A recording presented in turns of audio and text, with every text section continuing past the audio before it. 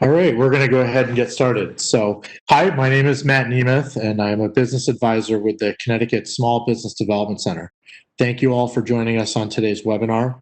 Our focus today will be on digital marketing trends for small businesses.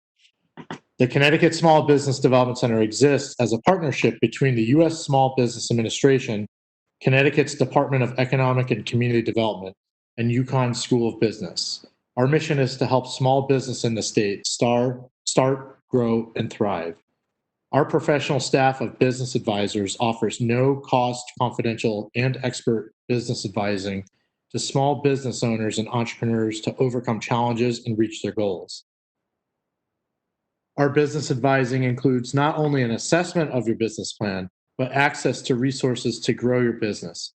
Tools such as geographic-based demographics, consumer spending data, market research, financial projections, industry reports, and more. If you're not currently a client, learn more about us at www.ctsbdc.com. And to get started working with an advisor, click the yellow COVID-19 advising button, even if it's not COVID-19 related advising right now.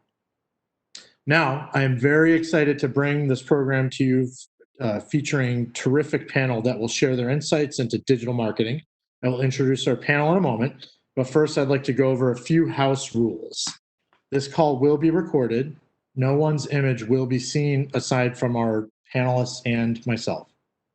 We have muted everyone except the speakers, but if you've not already done so, please be sure to mute yourself on WebEx or a phone just as a precaution. We'll be taking questions via the Q&A feature. We will do our best to address as many questions as possible throughout the webinar, and we will save some time at the end for Q&A. If you have a question that we do not get to during the webinar, please feel free to email us at ctsbdc@uconn.edu. Again, that's ctsbdc@uconn.edu. Thank you for your consideration. Now, I'd like to introduce our panelists today. We have Greg Scheimer. He's an account director for Rebel Interactive Group. Jess Riley is the SVP for Marketing Services at Rebel Interactive. And Nina Velish is the digital marketing manager for Rebel Interactive. So let's go ahead and give everybody some great attention and enjoy the show. Excellent. Thank you so much, Matt. Thank you, and thank you, Megan, and thank you, the Department of Economic Development, and also the SBDC too. Fantastic work you all are doing, and we really want to help support that. So, yes, we are Rebel Interactive. We are a local advertising full-service agency here in Southington, Connecticut. We have a digital specialty, which is what you'll be seeing today. We're looking very forward to showing you this presentation. Some of our work you might have seen around in other places, such as Aetna, such as United Way, perhaps maybe even United Healthcare, but we also do local work too. Some of you might have seen the work on the Ideal Tavern, perhaps, or Bristol Health. So those are just some of the clients that we work with that we want to be able to show you what we are capable of doing for you as well. So again, thank you for your time, thank you for your attention, and I will now pass it over to my wonderful colleague, Jess. We'll go ahead and kind of introduce ourselves with how we bring our each individual background and experience to the content that we're going to put in front of you today. So as Greg said, I'm Jess Riley. I'm our SVP of Marketing Services. So I oversee our advertising teams, as well as our creative teams and data science teams. So really actually looking in the marketplace and seeing how can I go ahead and affect my bottom line? How can I go ahead and build a business plan, a marketing plan that's actually going to help my business survive in these turbulent times? With me here, I have Nina Velish. If you want to go ahead and introduce yourself, Nina. Sure thing. Thanks, Jess. Hi, everyone. I'm Nina Velish. I specialize in marketing strategy for at Rebel. So I look at new and creative ways, along with Jess's team, to really grow your online presence, reach your target audience using content marketing and paid media on the specific platforms where your customers are actually spending most of their time in order to, as Jess said, drive that user engagement and ultimately drive those sales for you and grow your bottom line. So we'll get into all of that during today's presentation. Thank you for joining us. Absolutely. And Greg, do you want to talk a little bit about your role as well? Yes, my role as account director is I work with all types of businesses of many levels, small, large, regional, international. One of my proudest moments is we've been working with Rectangle Health. It's a relatively mid-sized company out of Greater New York that works with hospitals to help lower their costs. We work with all types of defense contractors. And again, one of my favorite accounts is the Ideal Tavern. So we love working with the small businesses and helping them grow. And we love working with all the businesses to make certain that they all succeed. So we're all over the place, and we're looking forward to hearing what everybody has to say today. Thanks. So what we're going to do here is look at the opportunity that has presented itself within a very, very shifting landscape of what we call consumer confidence. There is a very particular way to go ahead and speak to your potential consumer, regardless of the size of your business. We know that the messaging and what we're actually going ahead to connect with that end user is that we do need to go ahead and understand where there is change, there is opportunity. And I can speak for every single one of us listening on this call here that there's been a whole lot of change. And we hope to pave the way here to understand what that whole lot of opportunity looks like. But first, we have to understand that where we are right now is we are not at the end of the change. We're very much in the middle of it. And we have to understand the landscape of moving forward, what this actually looks like, and how that needs to translate into your marketing plans. And so we look at what dynamics we're confronted with as we move forward. Businesses, marketers, both are being forced to look at this shifting landscape. And we need to have a plan moving forward to say, this is what we understand the consumer shifting expectations are. We've seen a very rapid shift to different channels. For example, if you were going ahead and advertising using primary print publications and billboard marketing, that was not the best use of that spend during this time frame. So we need to understand how to build a agile plan to go ahead and reach your consumers where they're shifting their attentions to. We also see there's different shifting locations. So we understand that now people are, there's less travel. We have to say, this is exactly how we're going to build this plan to reach people where they are now. Then we also have dynamics that we need to confront that are very real given the landscape that we're in. We've got, it's no secret to any of us here, we've got a 2020 political election to consider. And what that means here is, even from marketing, we have to understand that the noise actually on every single channel, whether it's in your news, whether it's in your social media feed, whether it's just going ahead and looking at the signs that are in front of our homes. There's a lot of talk that needs to be broken through to say, how can I go ahead and see where my message of my business and what I'm offering these consumers is going to break through and not get lost in that noise. We also have to understand that COVID-19 is not done. We have to build this strategic initiative to say, this is what we're planning for the future. What we have to understand is that the businesses that have succeeded during this time is because they have had a contingency plan and were able to be agile with their marketing, with their business infrastructure, all in the same. And they have to be connected when it goes to putting a plan together. So as we move forward, we're going to look at these dynamics to say, when we're going ahead and charting the path to our success, making sure that you're not only staying afloat, but you're continuing to scale and grow your business. Really, this is kind of the building blocks that we'll go through all the way from quick wins that you're able to implement immediately, and at very low or no cost to you. And also, here's what we can do from a marketing messaging to reach that end consumer. So I'm going to hand it off to Miss Nina here, who's going to walk us through kind of the steps as we move forward to building that plan. Thanks, Jess. So despite all of these shifting dynamics and changes that Jess just mentioned, one thing remains the same and it remains certain, and it's the fact that now is not the time to freeze. Contrary to what we've seen a lot of companies do over the last few months, which is stop and wait for some kind of sign that it's okay to do any sort of advertising to only begin pushing people to stores, then we actually recommend being proactive and staying in front of your customers during these challenging times, because you simply can't afford to lose your relationships with your customers at this time.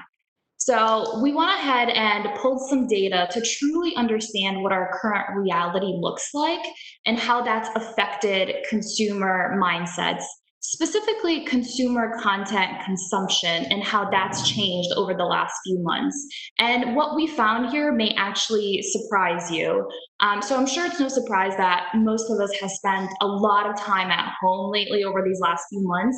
And with that really comes only so many home projects that you can turn to and get around to before you get on your couch and begin splurging on new items and purchases, which has actually led to more than half of customers trying a new brand, which tells us that customers are now willing to spend money and explore new brands. So if you're not staying in front of these customers, you may be losing that customer to a competitor who is. And then beyond that, when we look at the food industry specifically, we've seen almost a 70% increase in online sales compared to last year. So this is really where we want to consider, if you're selling consumer packaged goods, you want to consider that e-commerce opportunity if you haven't already. And then beyond that, we're seeing spikes in not just that food industry, we're seeing spikes in beverage sales, we're seeing spikes in home care products, and then fresh meat alternatives with a whopping 206% increase. So really, all this tells us is that one, your customers are online, two, they're consuming more content now than ever, and they're actually willing to spend more. So it's imperative that you have a marketing strategy that allows you to stay in front of these customers and potential customers to drive them down that sales funnel, grow your sales, and ultimately grow that bottom line. Now, we talk about the sales funnel and driving your customers down this funnel. And really, what this boils down to is that multiple touch point user engagement approach. So, here, what you see on the slide is an example of a typical user journey, which usually follows this general path. This is just one for me as an example, and I'm going to quickly just run through it. So on Monday, I'm on YouTube watching a video, and before my video begins, I get served an advertisement from your specific brand. However, I'm not really familiar with your brand, so I go ahead and I skip that advertisement. The following day, I'm online again, I'm reading the news, and I once again get served an advertisement for your brand. So I pause and I read the advertisement, but I don't click on it. And then on Thursday, I'm scrolling through my Facebook feed and I get another advertisement from your brand yet again. And at this point, I'm familiar with your brand. I've already seen multiple advertisements for it. And so I'm actually curious now. So I click on the advertisement and I'm taken to your website. I look around and then I get distracted by something else and I leave your website. However, the following day, I'm listening to Spotify and I hear yet another advertisement for your brand, which reminds me, oh, I was just looking through this website yesterday and now I have the time. So I go ahead and I click on the ad and I make a purchase this time. So as you can see here, I was served multiple advertisements on multiple different social platforms that I specifically trust and use. So this user journey isn't necessarily generic and it doesn't apply to all of your target audiences. It's actually baked in data, which is specific to each target audience or audience segments. And it's specifically intended to drive that conversion for that specific customer, leading to more website and foot traffic and ultimately those sales that we keep referring to. And in order to do this, you really have to think about these three core buckets here. How are you using intelligence, technology, and marketing to scale your business and deliver on your customers' shifting expectations that Jess referenced? So we like to look at this as a multi-layered strategy, focusing on, first and foremost, your website, making sure that your website is modern and audience focused, and then coupling that with sophisticated e-commerce strategies to really help you drive that best-in-class brand and customer experience. So really what this boils down to is one, focusing on how to target your customers, two, focusing on what they need moving forward, and then three, focusing on how to communicate with them. So we'll actually touch on each one of these in the next few slides. So when it comes to understanding that target audience, this is where we recommend really taking a step back and redefining and reevaluating what your audience looks like and how that mindset has shifted over the last few months. So beyond just looking at, your demographic insights and understanding who your customers are, you also want to be able to address what their mindset looks like, what their needs and expectations look like, where they consume their content online. So truly digging into those psychographic insights so that you can go ahead and use that information to craft very specific messaging that will speak to and resonate with each audience segment. What you see on this slide here is actually an example that we pulled together for a CPG client of ours. And really, as you can see, beyond looking at demographic insights, we pulled different data points to go ahead and understand that, the mindset is comfort seeking. It's almost irrational. Customers are looking for connectivity and value, and brands who actually get that human element. So we were able to tie in all of these different elements that were baked in data into that specific messaging strategy. Now, beyond that, the other thing you really want to be mindful of is what we call social listening during this time of social distancing. So this is where you want to be able to listen to what your customers are saying online and understand content is actually being consumed by your target audience. So for that specific CPG client that I just referenced in the previous slide, we were able to uncover that there were generally 3 buckets of content consumption categories. Coronavirus cooking, where users were really turning to online influencers they follow for new recipe and brand ideas. We had comfort food with users looking for, that convenience and that value, and then healthy food alternatives as people were home without access to their normal gym routine. So we were able to tap into all 3 of these categories and create content recommendations for their specific messaging strategy. And this really applies to all businesses and all brands. The more that you can understand your audience and the more that you can cater to their needs and serve them relevant, timely content, the more engagement and conversions you'll end up seeing on your end. So this is where we recommend a truly fleshed out content marketing strategy for your business. So this involves aligning with your brand value proposition, your brand pillars, and then really taking all of that and defining your online voice, your tone, and identifying the specific social media channels that you want to have a presence on. And once again, this all ties back to those audience insights that we touched on. Where your target audience is spending their time online is pretty indicative of the channels that you should invest your time, energy, and budget into so that you can make sure you're reaching those customers and driving those sales.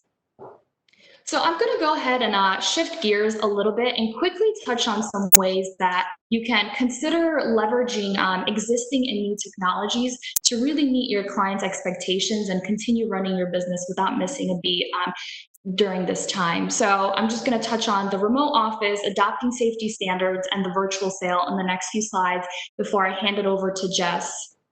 So I'm sure the remote office has become the new normal for most of us lately, so I won't spend too much time on this. What I will say is this is where you want to make sure your website is updated, your website is polished, and it offers all of the information your customers may be looking for. The one thing that's extremely critical here is really using your website to communicate with your customers all of the different efforts that you're taking to meet all these new safety regulations. And then beyond that, with so many of us out of office, call queues and round robin systems are a great alternative for funneling those customer calls to someone who can answer, regardless if they're working from home or in the office. And if this isn't an option, or if you already have one of these set up, chatbots are also a great complementary service and are gaining more and more popularity, giving you the ability to really use a chatbot on your website to answer commonly asked questions before you funnel that customer over to a representative. And the next thing here is adopting safety standards and really communicating that with your customers. So for contractors, restaurants, healthcare workers, wearing masks and gloves may not be entirely new, but it's more important than ever now. So voicing that on your social channels and your website is something that your customers are actually looking for. They want to know that you're taking all of these extra necessary steps. And this may be the difference between you either winning or losing that customer. So once again, it's just very imperative that we touch on this in the content that we're creating, both on our social channels and on our website. And then lastly here, you really want to think about ways you can simplify that sales process altogether. So everything from using WebEx like we are doing today, or Zoom for any client presentations, to using DocuSign or VeriSign to collect electronic signatures, and then once again, communicating all of that with your customers. So I'm going to go ahead and pass it over to Jess now, who's going to dive into some paid media strategies that you can consider. So I think one of the main takeaways from what Nina is talking about here is that a lot of this might be pieces of your business that you've already done or that you've adopted to very quickly, but it only goes so far for that prospective consumer who's searching online and has that kind of wavering consumer confidence. You've got to go ahead and leverage advertising messaging using your website. These are things that you can easily do yourself or task your team to do to make sure that you're speaking to that person that has a little bit of worry on their minds. You have to paint the way to when somebody is going ahead and searching online, which we have been seeing across the board. One of the jokes that we say internally all the time is the best way that we can read somebody's mind in 2020 is by looking at their search history. And that's incredibly true, but it's also how we can analyze how people are finding your businesses. And this is especially important with e-commerce. If you sell a product, it's time now to go ahead and consider an e-commerce platform to sell online. What we're seeing here is across the board, huge jumps in percentages when it comes to how people are now shopping. I can tell you from my own self, I haven't been to a grocery store this entire time, and instead am using different vendors for grocery delivery. And that's just one ad hoc example. But if you're a clothing store and you're used to selling in retail shops, we have to understand that the way to go ahead and supplement those revenue streams is an important diversification of how you can actually go ahead and stay functional during this time.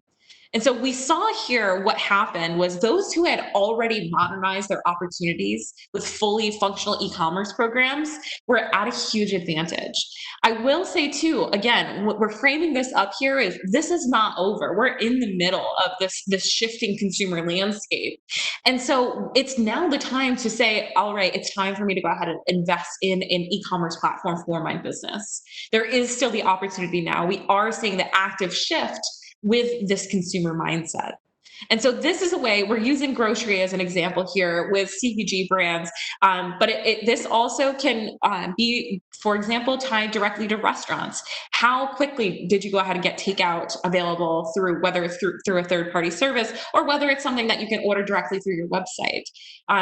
Having this modernized program and having the ability for your consumers to find you is very important.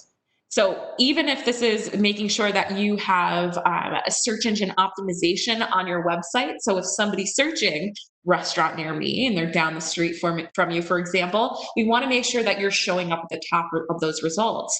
We want to make sure that we're leveraging a content calendar like Nina had talked about before. I can tell you I'm sometimes concerned that, for example, hours or are not updated on somebody's website. So I go to their social medias to go ahead and verify that communication with those prospective customers.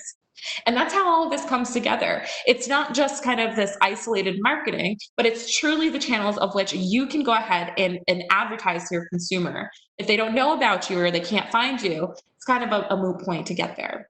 But there's also the fact that in this time, we want to engage the consumers as well. We want to have you create this list of your customer information that you can use throughout the end of time to keep them not only that one-time sale or one-time purchase or one-time visit to your restaurant, what have you, within your business structure, but there's different creative ways that we can go about this and kind of ideate to say, all right, how can I go ahead and do this? This could be sweepstakes, for example. This was there's a near field chip in this craft cheese here. You tap your phone on it and it pops up a enter to win. So it's kind of gamification. This is a very creative example, but it could even be so much as, go to your website, save 15% off on your first purchase.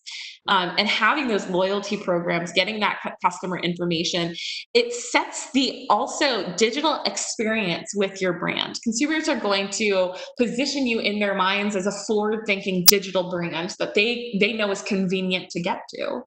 And so through that, it's allowing you to have that one-to-one message, that back and forth of not only before the sale, but also after, so that you can continue to engage that consumer. But beyond that, gone are the days, especially within the digital marketing field, of what I call the spray and pray advertising technique. It's you put an ad in the paper and you hope it reaches the right people. What we have the opportunity to do now is look at those new audiences and how they've changed throughout this time, but also throughout generational shifts of how can we actually reach that consumer and who do they look like beyond the surface. So looking at, for example, Nina had talked about the busy family. Shout out to all of the families who have been just excellently Zoom conferencing with us throughout the last few times. But when it comes to communicating with them, who are they? They're not just this household income, this gender, this role. They're way more beyond that. And by understanding truly how to reach and talk to those people is how you're able to quell, again, that wavering consumer confidence, but also reach them very granularly. So when you're going ahead and investing into advertising, that you're not wasting your spend on something that it's an audience that it's not relevant to. And there's so many ways within this digital space that you're able to get there. We have our classic kind of demographic audience targets. That's your age, your gender, marital status, etc. But then we drill deeper. We look into the psychographics of that consumer. What music do they listen to? What's their favorite sports team? And why is that relevant to your brand? One of my absolute favorite campaigns that we're working on right now, for example, is we have a liquor store that's one of our clients, and we're building this true Yankee spirit campaign. And with that, I will tell you, people absolutely love our sports content that we're putting in front of them, because it's saying this brand connects with my values, it connects with my lifestyle, it knows me. It knows why I'm going to the liquor store and getting a six-pack to have a fun crackwood open at the game. And that's how we can build those emotional connections beyond just, I know that I have a product and I'd like for you to buy it. And we can look at their lifestyle. We can look at not only who they are and how to speak with them, but where are they spending their time online. I can tell you, even across the way here with Nina and I spend, every single person has a different, what I call digital fingerprint. How she spends her time, how she consumes content online is very different from how I might. It's very different from how Greg might. And it's really imperative to understand where, if you're going to invest in advertising dollars, nobody right now has money to spare. So we need to invest it to the right place where it's going to make a difference for them. And so we're going to talk a little bit about what those channels actually are, what they look like. But throughout all of this information, we can be very, very specific to identify those digital signals that are going to be something that your consumers actually engage with.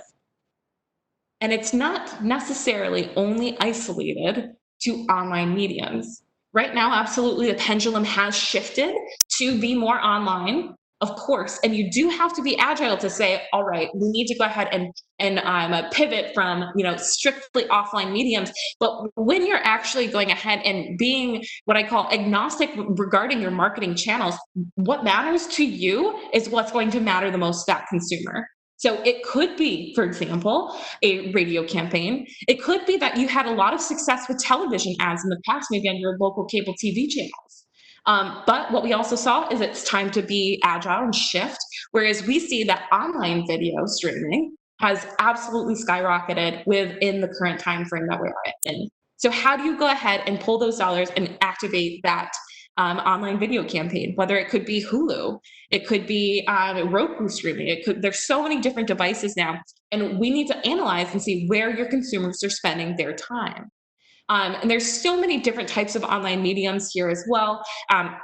There's obviously search engine marketing, so that's kind of the reading of the minds, if you will. There's a lot of information that'll tell you. We have, of course, kind of a big cornerstone to a lot of what I call the digitized word of mouth these days when it comes to social media marketing, both from an organic perspective, that's things that you're posting that you're not paying for, as well as from a paid perspective and what the relationship between those two tactics are, all the way to display marketing, digital streaming. Nina had talked about Spotify ads before.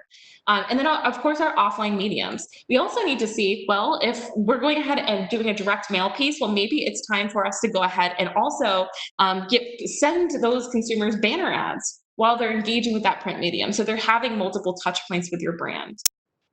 And so there's also looking at activation opportunities. We know that consumers are moving less right now, but we also know that has started to change. It's started to open up. So what we can do is we say, you know what, I really need to reach these decision makers from this corporate office for my brand. I really want them to put my product in their stores. Well, we can go ahead and what's called geofence that specific corporate headquarters and serve those decision makers ads directly. We can also say, you know what, I own a Mexican restaurant and I want to go ahead and geofence other Mexican restaurants and advertise to that consumers with a little bit of a competitive conquesting approach here. That's the white space we're talking about, the opportunity to be creative and to be targeted in terms of who you're advertising to and what you're saying when you do that.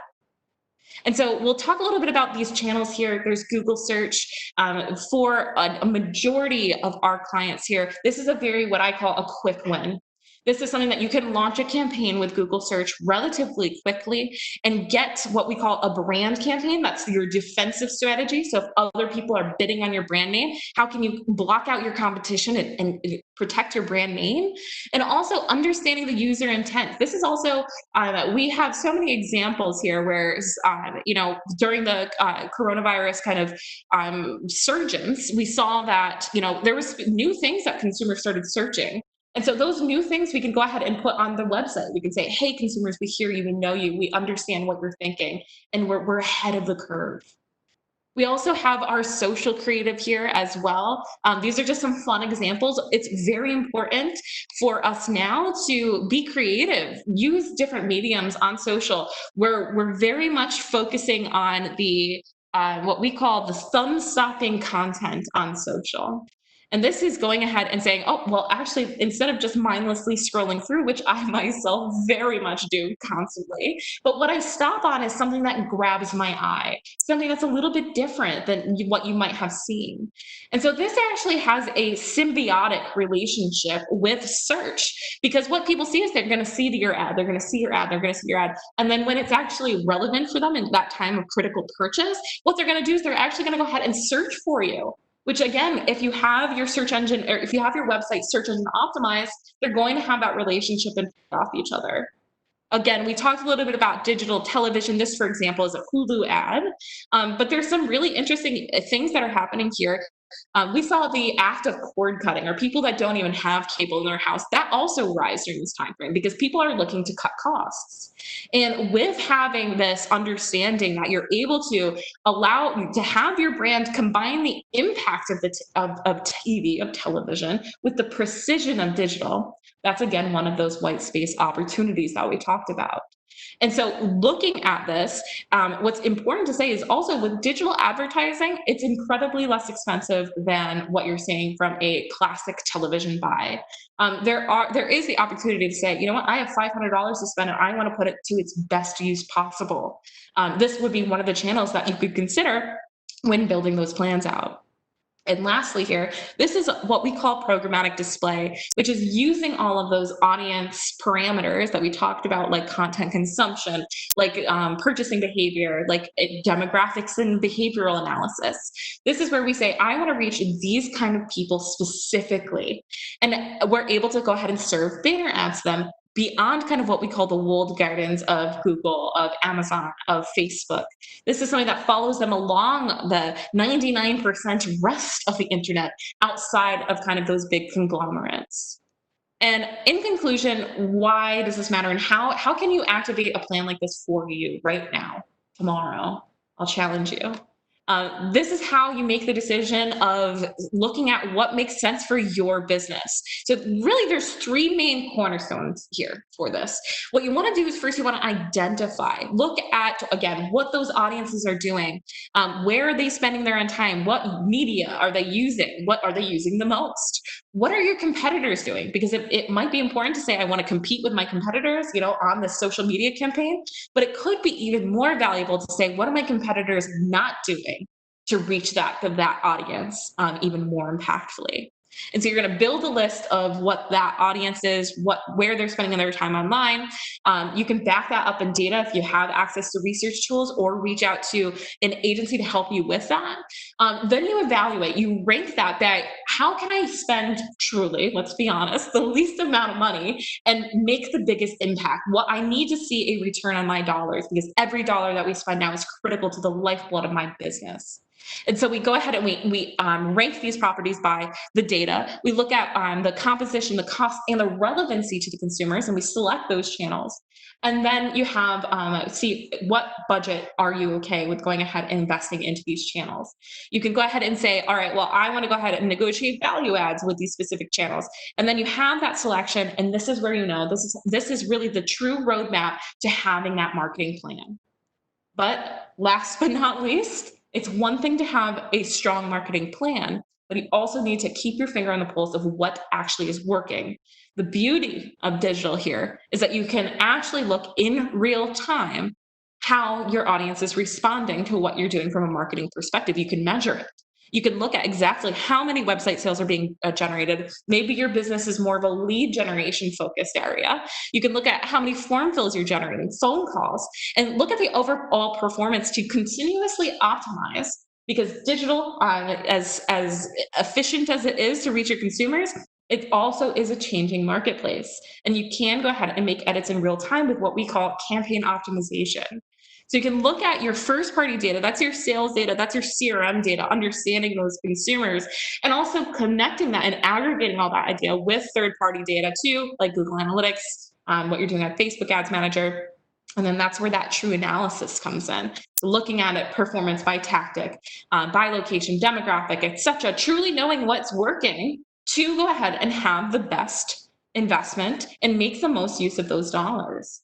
And then also we have our action section. This is where you want to make those continuous improvements. You never want to stop going ahead and growing the impact that you're doing. We understand that you're passionate about your business. This is a way that your consumers can know you're passionate about your business too.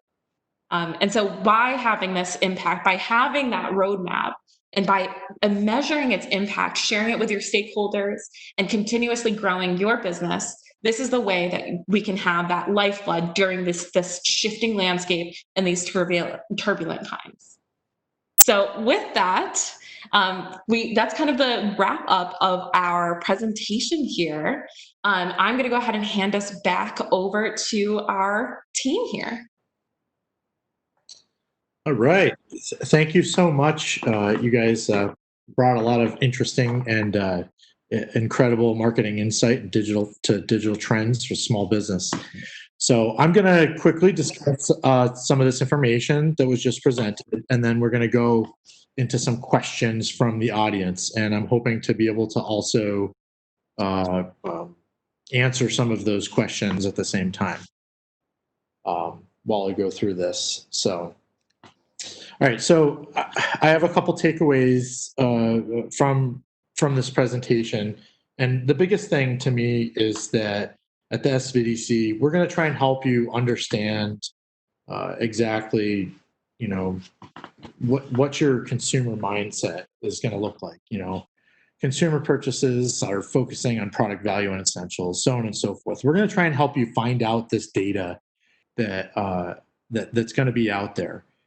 So I just wanted to quickly look at Arthur. I think asked a question about fine tuning your customer persona. So that's absolutely something that at the SBDC we can help you do that, and then we can help you further explore exactly what your different customer sets are as well. So you might have one customer persona that perhaps has a little bit more weight in your revenue than other personas, but we can help you put that into context. So I think one of the most important things that I'm pulling out of this also is just a really good, honest evaluation. You know, you have to take a look at what you're doing now and put that into context of what you want to do. So are the messages you're putting out sensitive to the situation? We're in a different time right now. Are you doing everything that you can help to stop the spread? Are your employees leading by example? So this is going to that safety and communication. You need to update your message. I think this is another really important thing that we're hearing too, is that you can't say the same things that you have for years. You really need to make sure that you're relevant. And actually, when you say relevant things on Google, it helps with your search engine optimization. So it's sort of a really helpful thing to do. You want to reach your audience where they are, and this is certainly something. Again, if we can help you find the data, you know, within your customer set, we can look at your point of sale information. We can look at who you're actually selling to now. We can certainly, you know, help you figure out how to reach them. You know, through which media? Is it going to be social? Is it going to be a customer resource management tool, or is it going to be like an email provider like Mailchimp or Constant Contact? Are we going to be touching these people in multiple different ways? I think Jess said that early on. It's really important to make sure that you're using different channels to reach these people. And again, adjust the current digital advertising campaigns to reflect the different products and the services, the way that you're changing your model. I'm sure a lot of you out there have had to change how you're talking to people and whatnot. And not only that, I think that one of the most important things you can do here is that you continually update and reassess how you're doing this. One thing is important to stay relevant. You need to sort of react to the data that's out there, but you need to keep looking at it. It's an ongoing task. You know, communication is so important here. One of the things we talk about for not digital marketing and advertising is signage, and you know, there's a correlation here that you can have signage digitally as well. You can have different language and different ways to speak to your customers through whether it's social media or again all of the different channels. You want to make sure that your communication is consistent, it's clean, and that it's going to be used properly. So, you know, we like to embrace the karmic messaging. I think it's important that, you know, you want to make sure that you're trying to be good here. And then I do think that part of digital marketing is that you have a place of a sense of home and a sense of place. And you know, I often talk to folks out there who come to us and they say, "Well, we don't have a website." And I kind of make the analogy that your website is your home on the internet, and you know, that's really important to tie that to your community where you are geographically, anyways. We could talk about that offline, but it's very important to think about these things. So I just wanted to talk about my main takeaways real quickly, and then I'll give you an idea of what SBDC helps out with. You know, we provide no cost confidential advising. We're working with the WBDC and SCORE and all other state, local economic development folks. You know, we're assisting any type of client out there, contractors, self-employed businesses. And we're going to try and help you understand all of the resources and Clearly, Rebel is a huge resource out here, so we're going to connect you when we can. So our services, don't only include digital marketing and whatnot, but access to capital, financial analysis, marketing research, training, budget preparation, forecasting, export consulting, valuation, all of these different things we can certainly help you out with. So please get in touch with us, and we'll make sure to give you all our information. But what I want to do now is open it up to a couple questions that we have here. And you bear with me real quick, and hopefully I can find out how to read the questions. I'm going to transfer over to you, Megan, and then we're going to hopefully see if I can. Sure. Oh, yeah. right. So if we can go back to Jeff and Nina's presentation, we had a question come in about budget for something like programmatic advertising. Do you have suggestions for what a small business could reasonably implement? Maybe some different budget amounts that would include a range of the options that you discussed.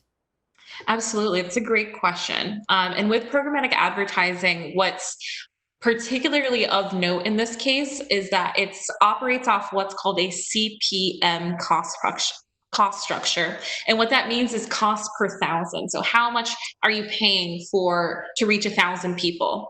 And typically what you're going to see that is in the single digit range. So you can have a CPM, really the average is going to be about, $5 to getting really kind of on the upper end, about $7.50, sometimes $8, depending on how granular you're getting to meet your audience. And so that's how you're going to kind of think of the cost structure for that.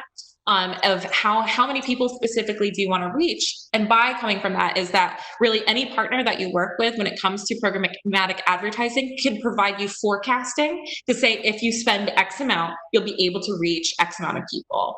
And so that's a really good way that you are strategically able to say that works for me, that works for my budget, and have that scalable structure. Working with a partner, like a local partner, there's no minimums to that. So you're able to have a lower spend based on the size of your audience, which that partner will be able to walk through like Rebel. Great. Could you talk a little bit more about what it would take to set up an e-commerce website, how much it would cost, and kind of everything that's involved with that?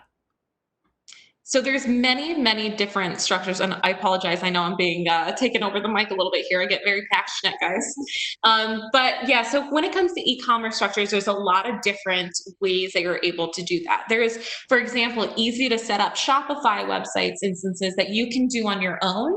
And there's more robust structure. So it really depends on the size of your business. And you're going to want to be able to have a partner that's going to walk you through those different options. So there's a single landing page that you can say, I have one product and it's very important for me to get that one product out. And that's going to have a lower cost than, I need a very robust structure with a marketing automation platform in the back end that's going to say, hey, did you forget to check out? So it very much varies with that. But that's also a very quotable, quotable expense to getting that platform built for you. Yeah, and if I can add into that too, please. It largely depends on your business size and your business scale too. So like Jess said, you could just do a simple landing page and one or two products and off and running to the races you go.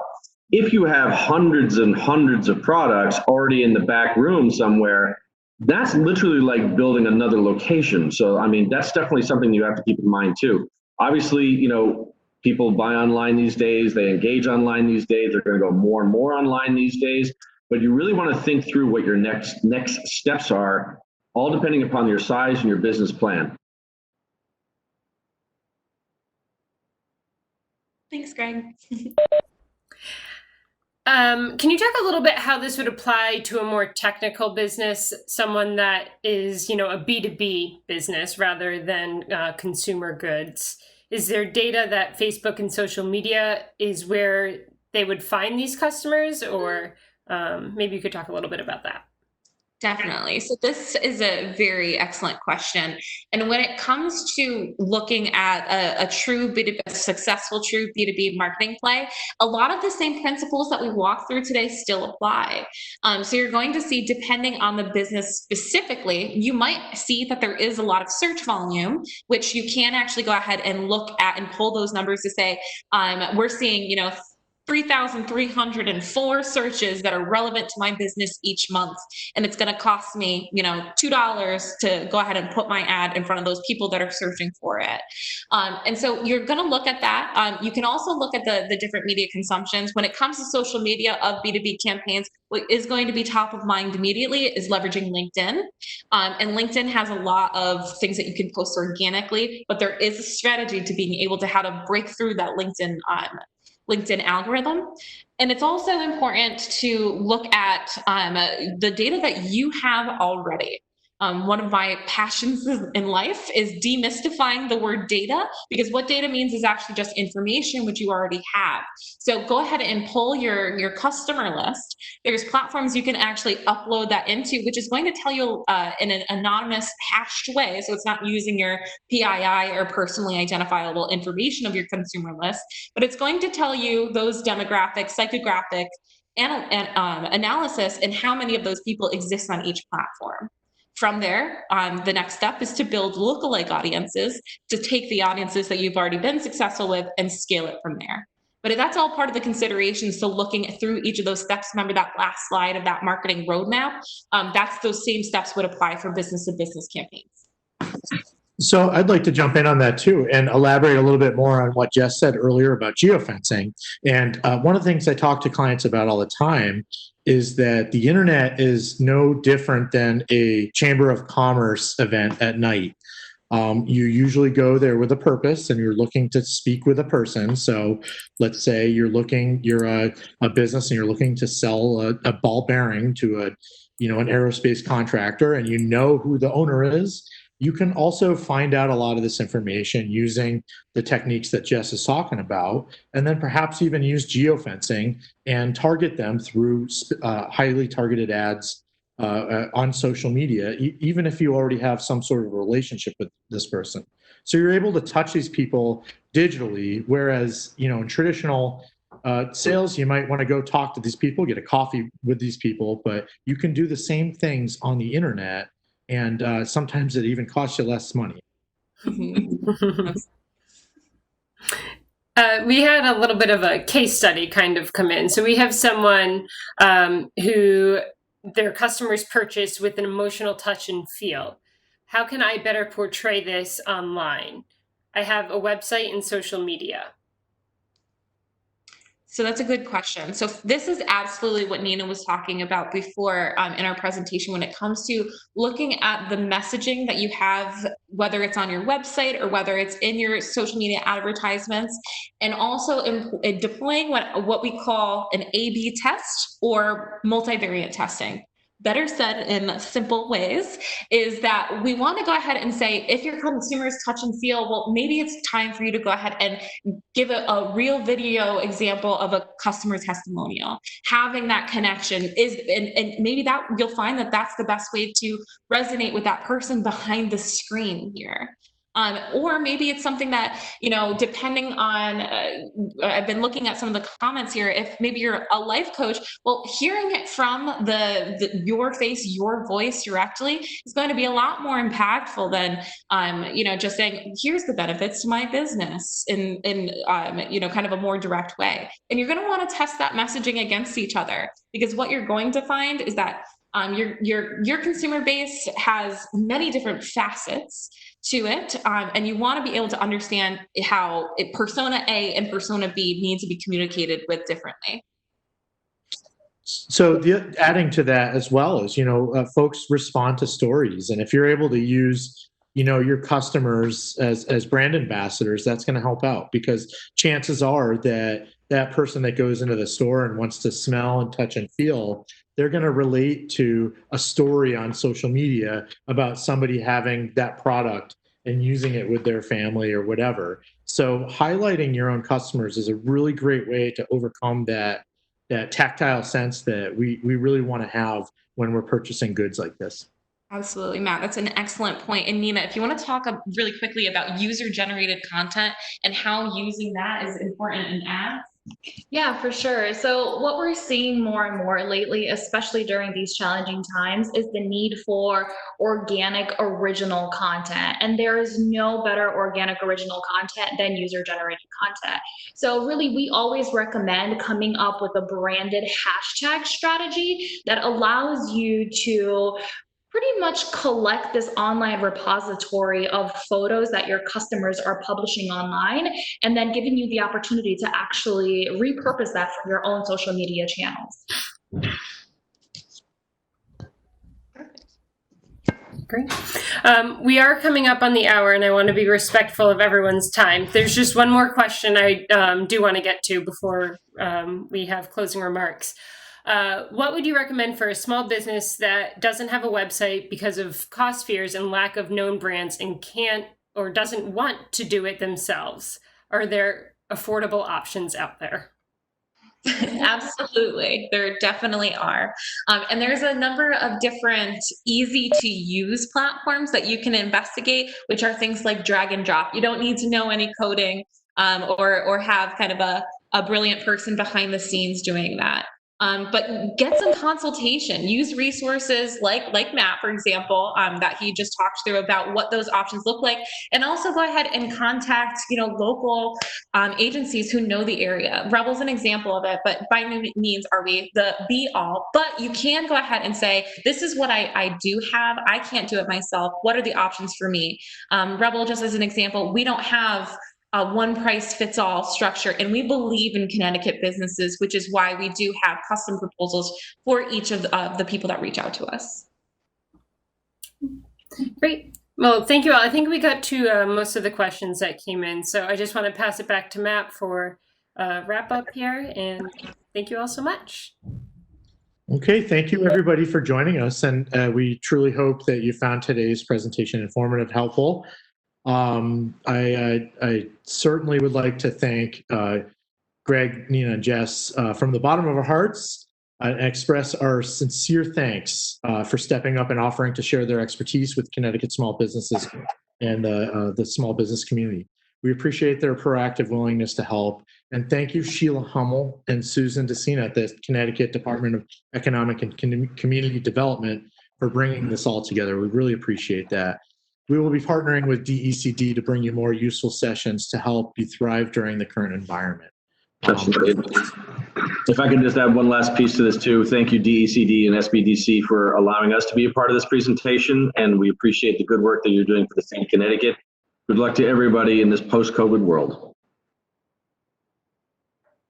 Okay, thank you very much. And if you need to get in touch with us, you can always find us at ctsbdc.com, and you can request advising through COVID-19, the yellow button at the very right-hand top of the screen, and we'd be delighted to help you out. And thank you all.